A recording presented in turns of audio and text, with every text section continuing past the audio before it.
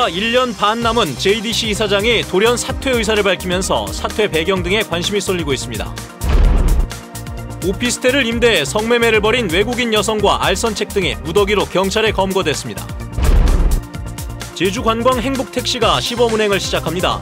전세 택시의 불합리한 관행이 사라질지 주목됩니다. 네, 시청자 여러분 안녕하십니까. 뉴스데스크 제주를 시작하겠습니다.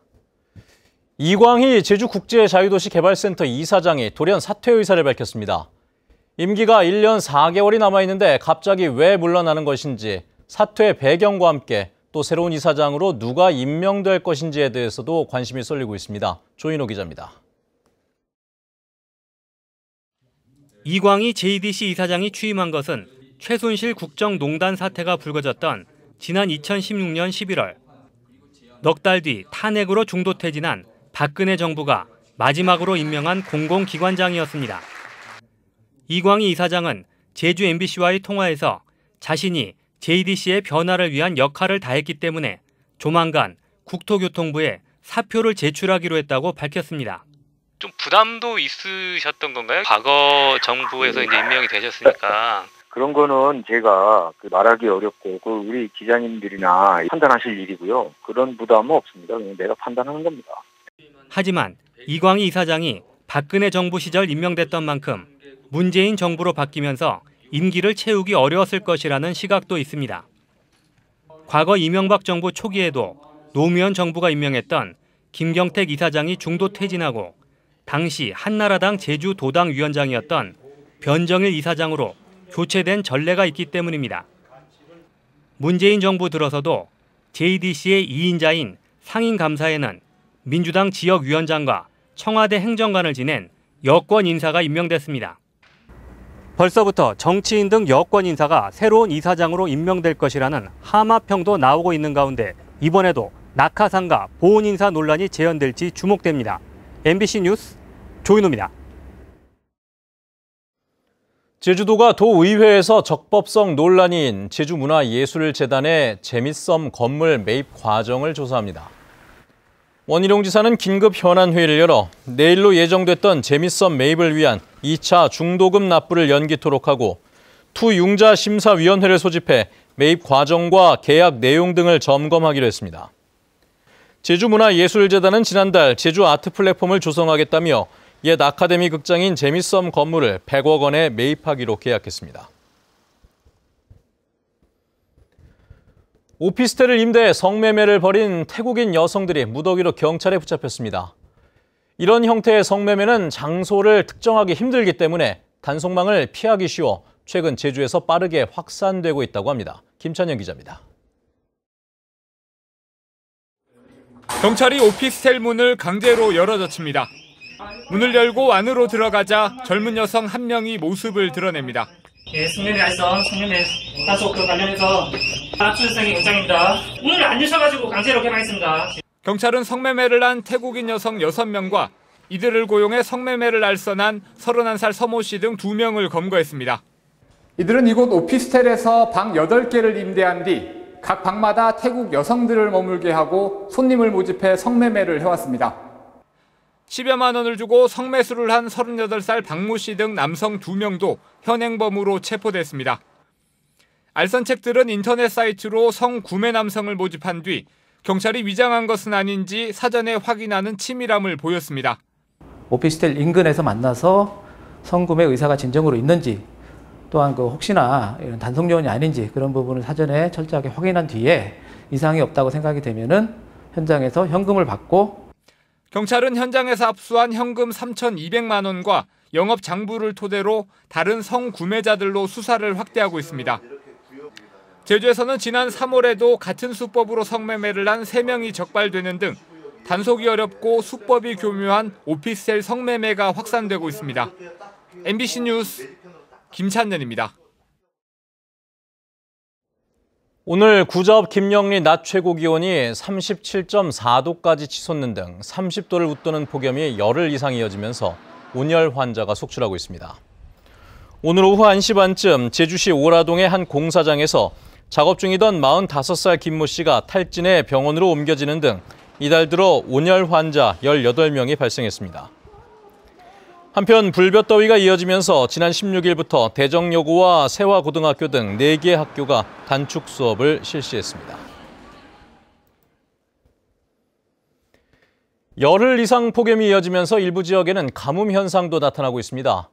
제주도 농업기술원에 따르면 35개 농업기상 관측 지점 가운데 한림읍 동명리와 남원읍 위밀이 2곳이 가뭄 상태를, 서귀포시 중문과 강정, 안덕면, 감산리 등 6곳에서는 초기 가뭄 현상을 보이고 있습니다. 농업기술원은 이달 말까지 비 소식이 없이 불볕더위가 이어져 가뭄 현상이 심화될 것으로 예상된다며 농작물 관리에 각별한 주의를 당부했습니다. 그동안 음성적으로 이루어지던 전세 택시는 정해진 기준이 없어 요금이 천차만별이었었는데요. 바가지 없는 요금을 내세운 제주 관광 행복택시가 내일부터 시범 운행을 시작합니다. 홍수연 기자의 보도입니다. 관광 행복택시 운행에 나서는 강성철 씨. 차량 외부에 관광 행복택시 스티커를 붙이고 내부에는 승객을 위한 안내 책자를 비치하며 첫 영업 준비에 분주합니다. 제주에서 택시 운행만 30여 년. 그동안 제각각이던 전세 택시 요금이 보다 투명해지고 불합리한 관행도 사라지길 바라고 있습니다. 구조관계가 있지 않습니까? 이제 내가 원치 않아도 가야 되고 손님이 원치 않아도 가야 되고 이런 부분. 이건 서로 이제 상생관계라도 할 수 있겠지만은 저희로서는 어쩔 수 없이 움직여야 된다는 부분. 제주도와 택시 운송 사업이 함께 관리하는 관광 행복택시는 승객이 사전 예약을 통해 시간제로 자유롭게 이용할 수 있습니다. 요금은 하루 5시간 초과 9시간 이하의 경우 중형은 15만 원, 대형은 23만 원으로 계약 시간을 초과하면 30분당 10,000원을 더 내야 합니다. 예약은 이용을 원하는 날짜에서 사흘 전까지 인터넷 홈페이지나 콜센터로 하면 됩니다. 제주도는 사전 공모를 통해 택시 346대를 선정했고 시범 운행을 거쳐 오는 9월부터 본격 운행할 계획입니다. 저희들이 지금 부과하고 있는 시간거리 병산제 요금과 그다음에 관광행복택시도 고시가 됨으로써 지금 음성적으로 운영되고 있던 모든 것들이 전부 이제 양성하게 되고 다 올라오는 부분입니다. 제주도는 또 운행 과정에서 추가 요금 요구와 같은 불법 행위를 실시간 감독해 적발된 택시는 퇴출시키는 등 엄격히 관리할 방침입니다. MBC 뉴스 홍수현입니다.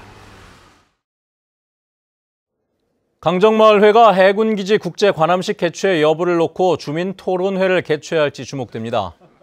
이용선 청와대 시민사회 수석이 어제 강정마을을 찾아 해군기지 국제관함식 추진 여부에 대한 입장을 주민토론회를 통해 결정해주면 수용하겠다고 밝힘에 따라 강정마을회는 마을 운영위원회 등을 열어 토론회 개최 여부를 결정할 방침입니다. 한편 제주도의회 김태석 의장은 오늘 도의회 임시회 2차 본회의에 상정할 예정이던 국제관함식 추진 중단을 요구하는 결의안을 청와대가 지역 여론을 수렴하고 있다며 상정 보류했습니다. 제주시 구자읍 월정리 주민들이 오늘 오전 제주도청 앞에서 동부 하수처리장 증설에 반대하며 시위를 벌였습니다. 이들은 구자읍 동복리 쓰레기 매립장 침출수 연결관을 주민 동의 없이 월정리로 연결시키고 삼화지구 오수관도 연결하려 하고 있다며 증설 계획을 철회하라고 요구했습니다. 주민들은 시위 과정에서 지사 면담을 요구하며 도청 진입을 시도하다 도청 직원, 경찰 등과 몸싸움을 벌였고 주민 한 명은 더위에 탈진해 119 구급대에 실려가기도 했습니다. 오늘 새벽 2시 10분쯤 제주 외항 화물부대에서 선원 22명을 태우고 목포에서 제주항으로 들어오던 국내 선적 4,200톤급 K호가 입항 도중 안벽 방충제에 부딪혔습니다. 이 사고로 다친 사람은 없었지만 화물선 뱃머리 부분이 파손되고 좌현 약 100m 정도가 긁히는 피해가 생겼습니다. 해경은 선장과 항해사를 상대로 졸음 등 과실 여부를 조사하고 있습니다.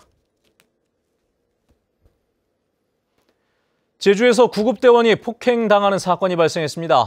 어제 오후 5시쯤 제주시 1도 이동에서 구급차를 탄 50살 고모 씨가 치료를 친절하게 하지 않는다며 30대 구급대원을 폭행했습니다.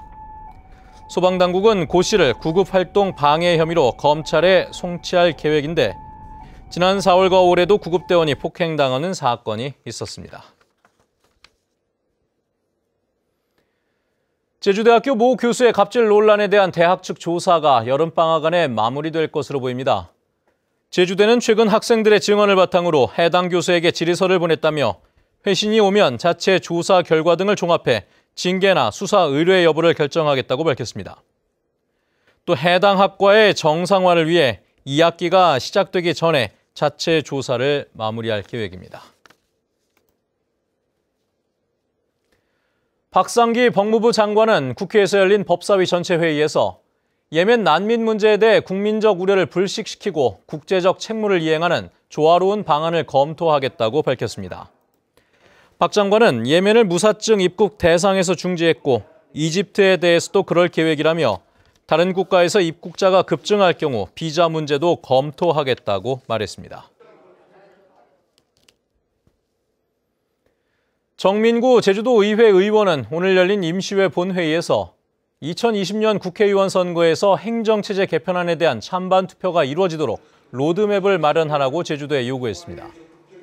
정 의원은 5분 발언에서 행정체제 개편을 주도할 당사자는 원희룡 지사를 비롯한 제주도정이라며 협치를 빌미로 행정체제 개편 논의를 의회로 떠넘기려 해서는 안 된다고 주장했습니다.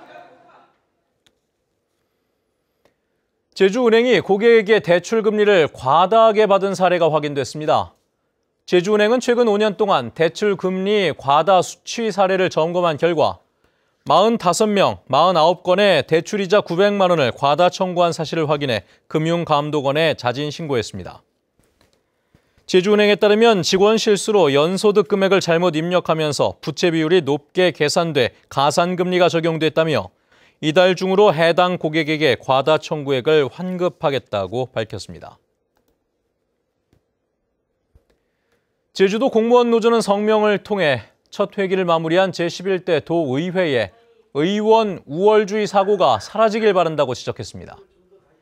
노조 측은 지난 12일 도의회 업무보고 자리에서 강성균 도의회 행정자치위원장이 공무원들은 의원 질의에 반박하지 말라는 발언을 한 것과 관련해 도와 의회 관계가 소통과 신뢰의 동반자로 거듭나기를 바란다며 이같이 밝혔습니다.